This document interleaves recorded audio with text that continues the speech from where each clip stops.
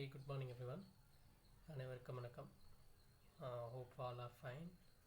So இன்றைக்கி தேதி பார்த்திங்கன்னா 25 மே 2026 திங்கட்கிழமை தினமணியில் இருக்கக்கூடிய இம்பார்ட்டன்ட் நியூஸஸ் பார்க்கலாம். ஓகே, ஸோ ஹெட்லைன்ஸ் என்ன கொடுத்துருக்காங்கன்னா, விரைவில் இந்தியா அமெரிக்கா வர்த்தக ஒப்பந்தம், ஜெய்சங்கர் ரூபேயோ பேச்சில் முடிவு அப்படின்னு ஒரு நியூஸ் கொடுத்துருக்காங்க. ஸோ ரீசெண்டாக பார்த்திங்கன்னா அமெரிக்காவுடைய வெளியுறவுத்துறை அமைச்சர் மார்க்கோ ரூபியோ அவர் வந்திருந்தார். சரியா, நம்ம இந்தியாவுக்கு ஒரு 4 நாள் பயணமாக வந்திருந்தார். ஸோ நேற்று தான் கடைசி நாள். ஸோ நேற்று ஒரு கூட்டாக ஒரு பேட்டி சொல்லியிருக்காங்க. என்னென்னா விரைவில் நாங்கள் அமெரிக்கா அந்த ஒப்பந்தத்தை கையெழுத்திடுவோம் அப்படின்னு சொல்லியிருக்காங்க. ஏன்னா இது ஆல்ரெடி ரொம்ப டிலே ஆகிடுச்சே இருந்தது இல்லையா. நம்ம பியூஷ் கோயல் போயிட்டு வந்தார். அங்கே மறுபடியும் ஒரு மீட்டிங் போட்டாங்க. அதுக்கப்புறம் பார்த்திங்கன்னா அந்த ஈரான் வார்ஸ் வந்துருச்சு இல்லையா. அப்புறம் ஈரான் வார் வந்தவொடனே நமக்கு க்ரூட் ஆயில் ஷார்ட்டேஜ் ஆச்சு. ஸோ அமெரிக்கா என்ன சொன்னாங்க, நீங்கள் ரஷ்யாக்கிட்டேருந்து க்ரூட் ஆயில் வாங்கிக்கலாம் அப்படின்னு சொன்னாங்க இல்லையா. ஸோ இந்த மாதிரி போயிட்டே இருந்துச்சு. ஸோ இப்போ கொஞ்சம் இந்த நிலைமைகள் கொஞ்சம் சீரடையுதுன்னு நம்ம நினச்சிக்கலாம் இல்லையா. இந்த ஈரான் அமெரிக்கா இஷ்யூ இப்போ கொஞ்சம் போர் நிறுத்தத்தில் இருக்கிறதுனால இப்போ இவங்களும் அந்த பேச்சுக்களை ஸ்டார்ட் பண்ணியிருக்காங்க. ஓகே, அந்த ட்ரேடிங் பேச்சை ஸ்டார்ட் பண்ணி கொஞ்சம் ஸ்மூத்தாக போயிட்டுருக்கு. ஸோ விரைவில் ஒப்பந்தம் இதுவாகும் அப்படின்ற மாதிரி சொல்கிறாங்க. அதே மாதிரி மேற்காசிய விவகாரத்தில் நல்ல செய்தி வரும் அப்படின்னு சொல்லிட்டு மார்க்கோ ரூபியோவும் சொல்லியிருக்காரு. ஓகே, ஸோ இன்னும் சில மணி நேரத்தில் ஒரு நல்ல செய்தி வரும் அப்படின்ற மாதிரி சொல்கிறாரு. பார்ப்போம் என்ன நடக்க போகுதுன்னு. சரியா, ஓகே.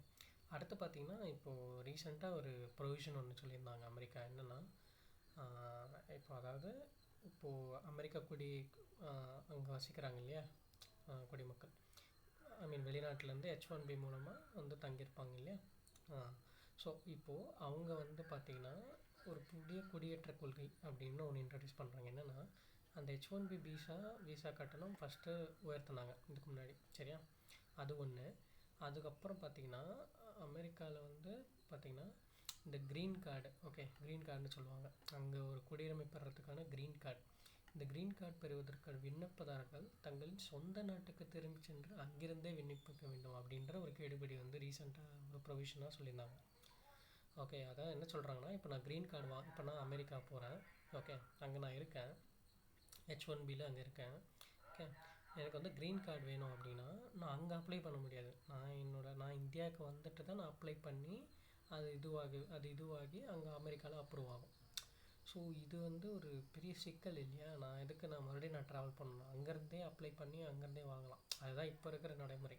ஓகேவா, இதுக்கு முன்னாடி இந்த நடைமுறை அப்படி தான். ஓகே, ஆனால் இப்போ இந்த புது ப்ரொவிஷனால் பயங்கர ஒரு எதிர்ப்பு வந்திருக்கு. ஓகே, இருதரப்பு சந்திப்புக்கு பின் பேசிய ஜெய்சங்கர் மக்கள் ரீதியிலான தொடர்புகளை இந்தியா அமெரிக்கா சட்டவிரோதமான முறையற்ற இடப்பெயர்வுகளை தடுப்பதில் ஒத்துழைக்கும், அதே வேளையில் சட்டப்பூர்வ இடப்பெயர்வு பாதிக்கப்படக்கூடாது என்பதே எங்களின் எதிர்பார்ப்பு. ஸோ அதான் அவங்களும் சொல்கிறாங்க. சரிங்களா, ஓகே, ஜஸ்ட்டு கான்செப்ட் மட்டும் பார்த்தங்க. ஓகே, சரி. அடுத்து பார்த்தோம்னா ஸோ இந்த எபோலா பாதிப்பு அப்படின்றது இப்போ ரொம்ப இன்க்ரீஸ் ஆகிட்டுருக்கு அந்த காங்கோ உகாண்டா நாடுகளில், காங்கோ குடியரசு உகாண்டா நாடுகளில். ஸோ இப்போ அங்கே பரவக்கூடிய அந்த எபோலோ பார்த்திங்கன்னா என்ன வகையான எபோலோ அப்படின்னு பார்த்திங்கன்னா பண்டிபுகியோ.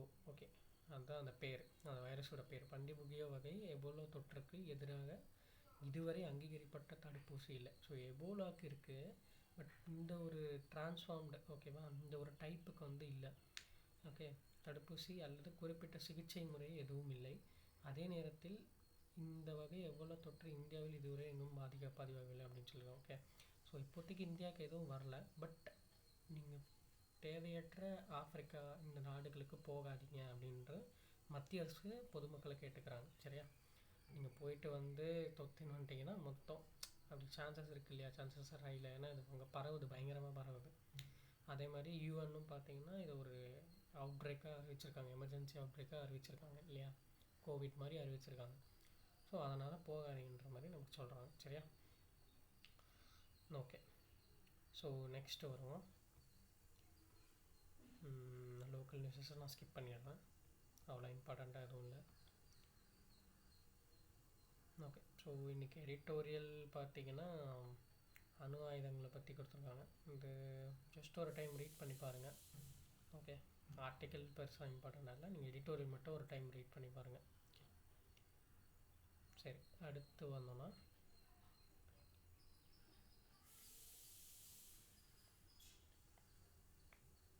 ஓகே, இங்கே பார்த்தீங்கன்னா 66 பேருக்கு பத்ம விருதுகள் இன்று வழங்குகிறார் குடியரசுத் தலைவர். ஸோ நம்ம இந்த வருஷம் ஸ்டார்டிங்கில் இந்த பத்ம விருதுகள் வந்து அறிவிச்சிருப்பாங்க இல்லையா, பத்மஸ்ரீ, பத்ம விபூஷன், பத்மபூஷன். ஓகே, ஸோ இதில் வந்து பார்த்திங்கன்னா இப்போது முதல் 66 பேருக்கு, ஓகே, முதல் கட்டமாக 66 பேருக்கு வந்து இந்த விருதுகளை இன்றைக்கி குடியரசுத் தலைவர் அவர்கள் வழங்குறாங்க. சரி, ஸோ அது அந்த ஒரு லிஸ்ட்டை ஒரு வாட்டி டவுன்லோட் பண்ணி கூட பாருங்கள். ஓகே, ஆன்லைன்லேயே இருக்கோம், நீங்கள் டவுன்லோட் பண்ணி யார் யார் நம்ம தமிழ்நாட்டிலேருந்து யார் யார் வாங்கிக்கிறா அதை மட்டுமாச்சும் படித்து வச்சுக்கோங்க, ரொம்ப இம்பார்ட்டண்ட். ஓகே,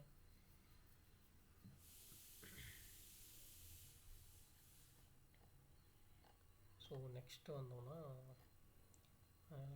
பெரிய செய்திகள் இல்லை, உள்ள அரசியல் செய்திகள் தான் இருந்துச்சு.